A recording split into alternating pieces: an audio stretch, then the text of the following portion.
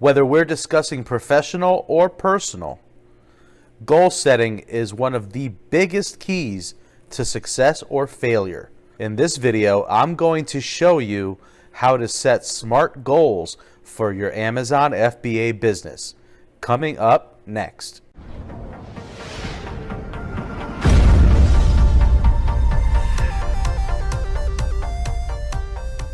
Hello everybody, it's Manny. I'm back with another video. In this video, we're going to talk about goal setting. Now, before we begin, I want to go ahead and just say this. Goal setting for a lot of us, it's not our favorite topic. There's a lot of things that we would rather be doing. Some of us just feel like we work better when we're just flying by the seat of our pants. What I want to tell you is that having a really great plan is the key to success, particularly in Amazon FBA when things are changing so quickly. A lot of this is stuff that I used to teach general managers in the restaurant business so that they could actually tackle their business in a more effective, productive way. And I guess that productive is the key. Having a great sense of productivity is a big part of what's going to keep our businesses moving in this new environment. Now, when you're setting goals, what I really want to know is that you're setting SMART goals. Now, I don't mean how smart you are. I don't mean intelligence. I don't mean your ability to actually create a plan. I mean SMART as in the acronym that gets used quite often in the business world. SMART stands for a goal that is specific, measurable, attainable, relevant, and timely. All 5 of those elements need to be present for the goal to not only work, but for you to actually be able to determine if you were successful, if you actually accomplished your goal. So with that, I'm going to dive right into this really exciting material. Now, when you're setting a goal, there's definitely some very right ways and wrong ways to do it. And I'm going to use a personal goal that I just set for myself.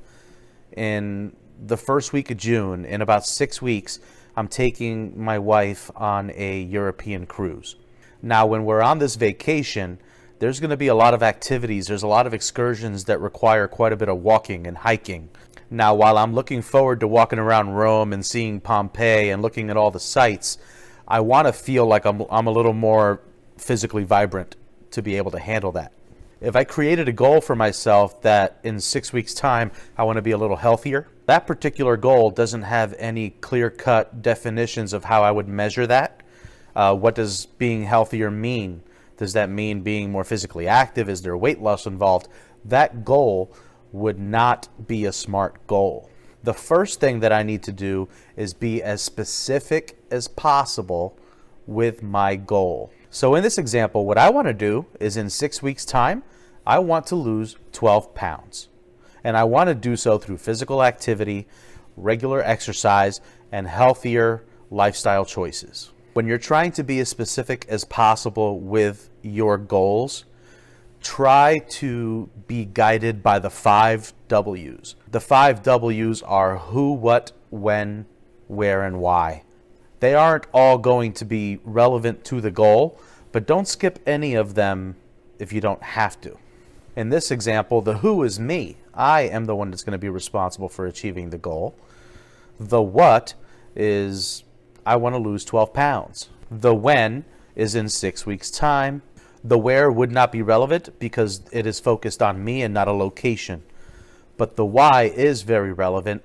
Never ever skip the why. It's going to become extremely useful later on.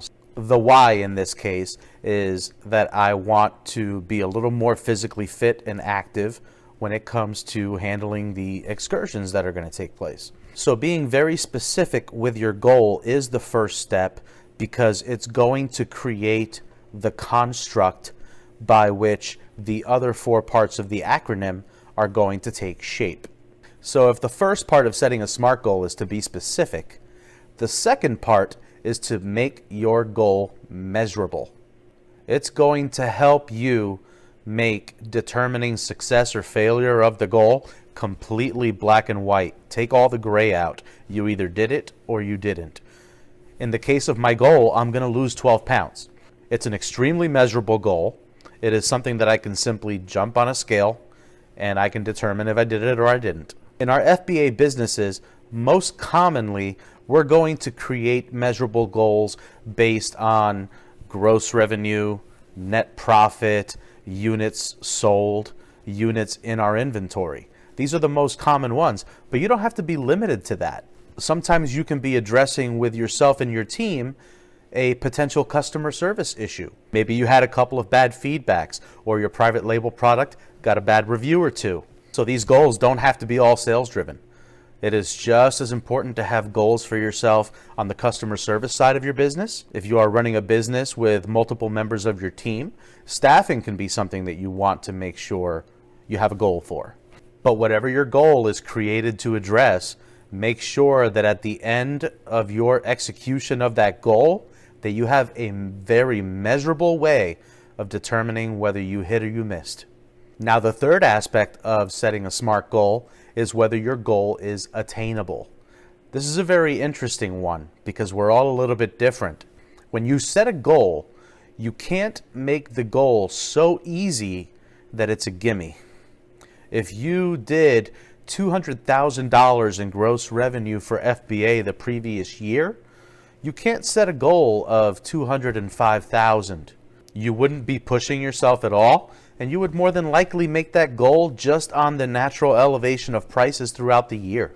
At the same time, if $200,000 is what you made, you can't just out of the blue set a goal for yourself of, I'm going to be $1 million seller this year.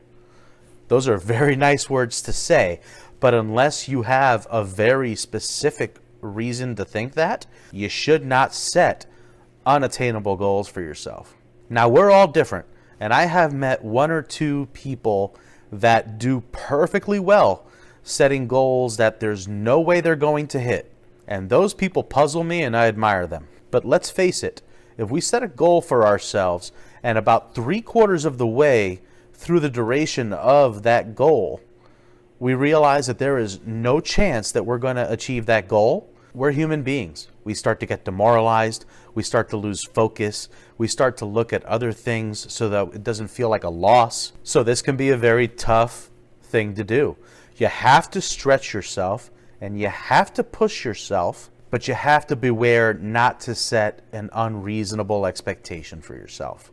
Now, the fourth step to creating a SMART goal is actually a concept that I am constantly discussing with other sellers. And that is whether the goal that you have set for yourself is relevant to your overall goals.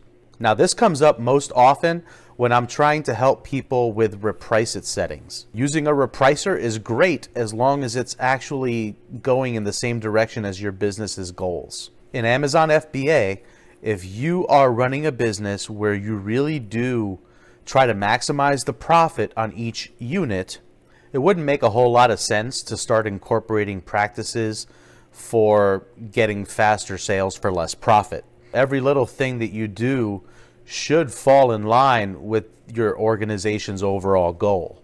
So that seller that wants maximum profit should probably not create repricer settings that go for the lowest price and undercut the lowest price.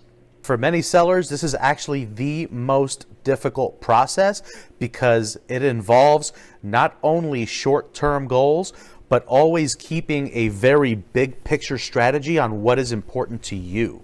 Being able to switch up between macro and micro and comparing to make sure that they're not working against each other is a huge skill when it comes to determining whether you are on the right track or whether you're getting in your own way.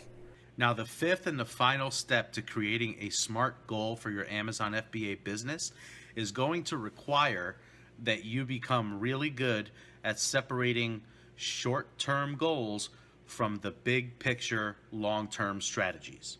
Every goal that you create will have to have some sort of a time frame by which results should be measured. The last thing that you want to do is have a goal drag on forever and ever if you just don't need it to. Some of our goals that are long-term strategies may not be measurable until the end of 2017 or even 2018. But some goals, like the one relating to my health, or for example in my business, a very specific goal about Q1 sales versus 2016, well, those have a much shorter shelf life. As well they should, because one of the things that you want to get really good at is reviewing and evaluating. The reason why you really want to get good at reading the results and evaluating your business is because this entire video that I've been telling you about setting smart goals, what I really want you to do is set smarter goals. That's right, smarter. Not just specific, measurable, attainable, relevant, and timely. I also want you to evaluate your results, look at what you did well, look at what you didn't. Did you succeed? Can it be replicated?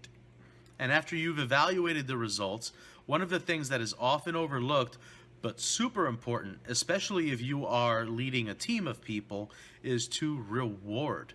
You need to share the information, share the wins, share the things that got in the way, make sure that your team is aware of what happened.